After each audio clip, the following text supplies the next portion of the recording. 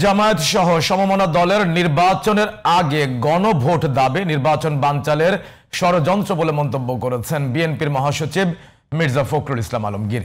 জাতীয় বিপ্লব ও সংহতি দিবস উপলক্ষে বিএনপি আয়োজিত র্যালি পূর্ব সমাবেশে তিনি বলেন, গণভোট নির্বাচনের দিনই হতে হবে। সমাবেশে মির্জা আব্বাস বলেন, বিএনপির ভদ্রতাকে দুর্বলতা ভাবা ঠিক হবে না।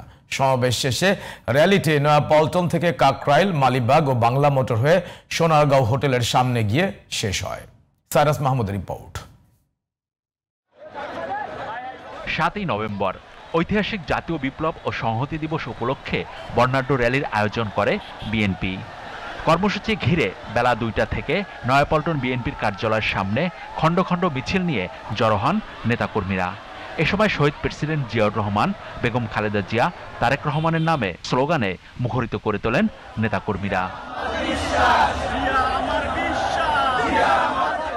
র্যালি পূর্ব সংক্ষিপ্ত সমাবেশে বিএনপির মহাসচিব মির্জা ফখরুল ইসলাম আলমগীর বলেন, জামায়াতে ইসলামী সহ সমমনা 8টি দলের জাতীয় সংসদ নির্বাচনের আগে গণভোটের যে দাবি, তা নির্বাচন বানচালেরই ষড়যন্ত্র। বিএনপির মহাসচিব আরও বলেন, জুলাই সনদে বিএনপি স্বাক্ষর করেছিল, কারণ সে সময় সনদে নোট অব ডিসেন্ট বহাল ছিল। আজকে দুর্ভাগ্য আমাদের, আজকে অন্তর্বর্তীকালীন সরকার যাকে আমরা সম্পূর্ণ সমর্থন দিয়েছি, তারা আজকে নিজেরাই আজকে একটা অবস্থা তৈরি করছে যাতে করে নির্বাচন ব্যাহত হয়। ওই রাজনৈতিক দলগুলো যে কয়েকটা এই গণভোটের চাপ দিচ্ছে, তারাও আজকে পরিষ্কার ভাবে বলতে চাই যে নির্বাচনকে বানচাল করবার ষড়যন্ত্র করছে। আমরা খুব পরিষ্কার করে বিরোধ দিতে চাই, গণভোট হলে নির্বাচনের দিনই হতে হবে এবং সেই নির্বাচন 2026 সালের ফেব্রুয়ারি মাসেই হতে হবে, অন্যথায় বাংলাদেশের মানুষ কিছু মেনে নেবে না। স্থায়ী কমিটির সদস্য ডক্টর মঈন খান বলেন, 75-এর 7 নভেম্বর শহীদ প্রেসিডেন্ট জিয়াউর রহমান বাকশাল থেকে মুক্ত করেছিল বাংলাদেশকে। এদেশের ছাত্র, শ্রমিক জনতা বাংলাদেশকে আবার নতুন করে তারা বাকশাল 2-এর শৃঙ্খল থেকে মুক্ত করেছে। শোভাযাত্রা পূর্ব সমাবেশে স্থায়ী কমিটির আরেক সদস্য মির্জা আব্বাস বলেন, পেছনের দরজা দিয়ে ক্ষমতায় যাওয়ার ইতিহাস বিএনপির নাই।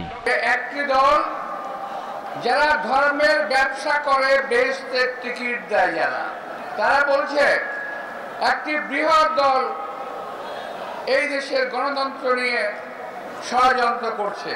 এই আপনারা যারা এই কথা বলছেন, আপনার দেশের স্বাধীনতা সার্বভৌমত্ব নিয়ে ষড়যন্ত্র করছেন। বিএনপির ষড়যন্ত্রের কোনো ইতিহাস নাই, বরং আপনারা বারবার চেষ্টা করেছেন, 71 সালে জনগণের বিরুদ্ধে গিয়েছেন, এখনো জনগণের বিরুদ্ধে যাওয়ার চেষ্টা করছেন। সমাবেশ শেষে র্যালির উদ্বোধন করেন বিএনপির মহাসচিব।